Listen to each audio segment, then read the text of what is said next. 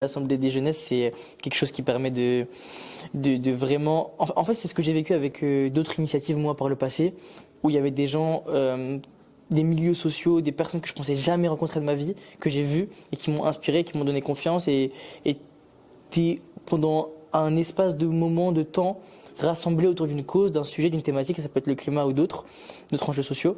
Et je trouve que ça, à la fois, ça crée du lien et ça t'ouvre les perspectives de fou. Et donc, si moi, personnellement, avec ce que j'ai vécu il n'y a pas trop longtemps en plus, je peux rendre un peu l'appareil et me dire, vas-y, bah, je vais aussi, à mon humble mesure, avec ce que j'ai pu monter, inspirer d'autres jeunes à soit nous rejoindre ou soit à faire leur truc de leur côté, bah, c'est parti. Let's go!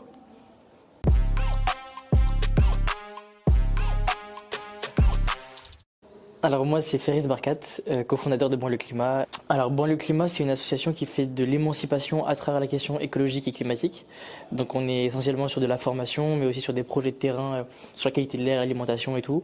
Donc on est un peu partout dans le quartier de France, à Cergy, à Bagnolet, au Mureau, à Strasbourg, on essaie d'être un peu partout.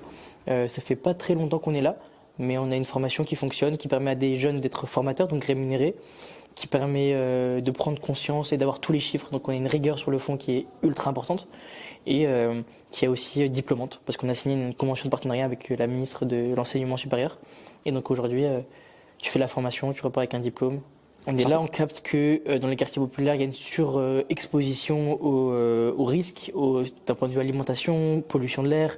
Donc on se dit, pourquoi on nous dit que c'est pas un sujet pour nous alors que c'est notre sujet de fou, vu ce qu'on vit. Et puis je pense que c'est aussi un prétexte, en disant écoutez, là c'est l'occasion de mettre en avant ce millefeuille d'inégalités sociales, les déserts médicaux, l'asthme chez les enfants parce qu'il y a des autoroutes de zinzin près des habitations. Bref, l'occasion de parler de climat et d'écologie en disant bah, tiens, ça va révéler les injustices et l'indignité qu'on a trop longtemps à accepter et qui est inacceptable tout simplement. Donc c'est aussi un prétexte pour dire bah voilà, on va réussir à rassembler autour d'une cause qui va être le climat, mais qui va prendre en compte tous ces autres enjeux sociaux aussi à côté.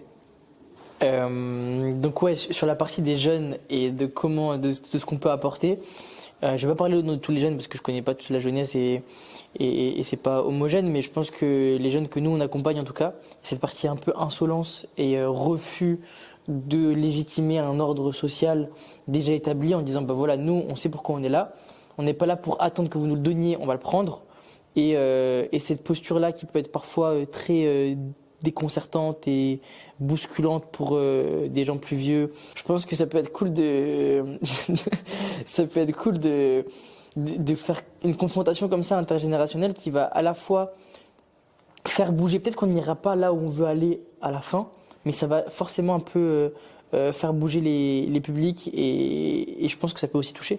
Parce que quand tu as ton fils, tu as tes enfants, tu as des gens dans lesquels tu peux te projeter en mode mais j'étais à leur place il y a quelques années, tu vois.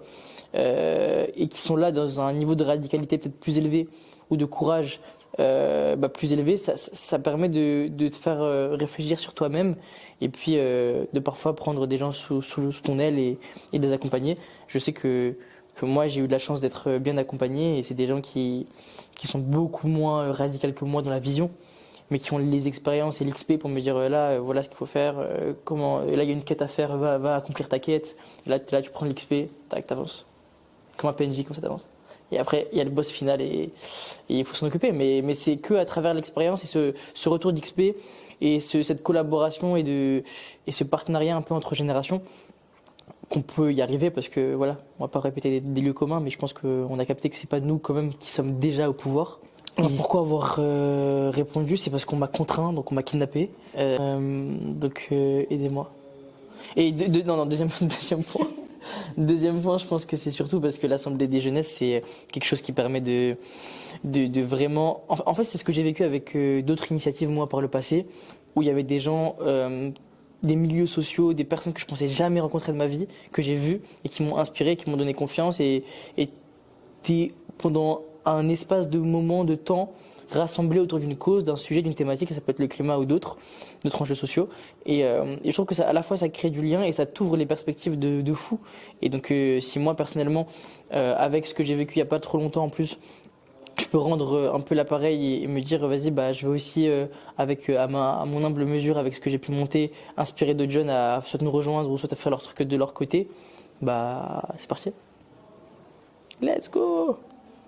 Je retiens que j'ai pas eu de dessert. J'ai trop la haine. Ouais, non, du coup, ce que je retiens, c'est cette énergie que j'ai vue à la fin quand, une fois que tu présentes un truc et des gens qui sont un peu inspirés par ce que tu racontes et tout, ils viennent te parler, tu te dis, en fait, il y a plein d'initiatives partout, il y a plein de gens qui se bougent. Et parfois, quand t'es trop dans ta bulle, trop dans ton milieu, trop avec les gens, trop avec tes gens, quoi, c'est trop bien. Mais parfois, t'oublies qu'il y a plein de gens qui font d'autres initiatives et qu'il y a plein de collabs qui sont possibles. Donc, moi, c'est ça que ça m'a inspiré. Et puis ça fait toujours plaisir quand ton histoire et ce que tu veux monter, ça touche les gens. Bénef. Donc moi, ce que je dirais aux jeunes, je répondrais avec le concept de l'ikigai, qui est un concept japonais qui consiste à dire, pour que tu puisses réussir ta vie, il faut qu'il y ait un sorte d'embranchement entre ta vocation, ce qui est bon pour toi, ce qui est bon pour le monde, et ce pourquoi t'es fait aussi, ce pourquoi t'es bon. Et il y a cette grande embranchement, je sais pas comment dire, ce rassemblement qui se fait, et à la fin, c'est l'ikigai. Et cette dimension dépassement, de contribuer à quelque chose qui te dépasse, elle est, je trouve, fondamentale. Et généralement, avec une sorte de surindividualisation, le développement personnel, on surindividualise les individus. Et donc, ils internalisent le fait que s'il y a un problème ou que si ça va pas, c'est eux le problème. Et si ça va, c'est grâce à moi, je suis méritant, je suis machin. Alors que si on se dit, ok, la réussite passe pas que par l'accomplissement personnel et par le fait que t'es, je sais pas, esprit shonen, l'objectif c'est de faire tel ou tel objectif. Non, il y a ça qui est bien individuellement, mais frérot, tu peux pas être en bonne santé dans un monde qui est malade. Tu peux pas être bien dans un monde qui est mal. Donc il faut absolument cette dimension collective. Il y a beaucoup de jeunes qui s'engagent. Moi, j'en vois aussi qui s'engagent pas, qui n'ont pas forcément cette réflexion de se dire, ok, il y a un truc qui me dépasse, qui va me faire vivre. Il y a un alignement qui est possible entre l'histoire qui est en train de s'écrire. L'histoire, elle s'écrit. Donc toi, tu participes et c'est pas chiant, c'est pas nul, c'est pas déprimant. Il y a une bonne ambiance, on l'a vu aujourd'hui, c'était cool. Donc c'est pas ça le sujet. Le sujet, c'est est-ce que tu te dépasses ou est-ce que tu te restes concentré sur ta vie à toi. Ce qui est cool et ce que je peux comprendre aussi, mais je pense que c'est que en ayant une dimension plus collective qu'en fait tu t'accomplis toi personnellement. Donc voilà, c'était compliqué, tout ça pour dire, engagez-vous.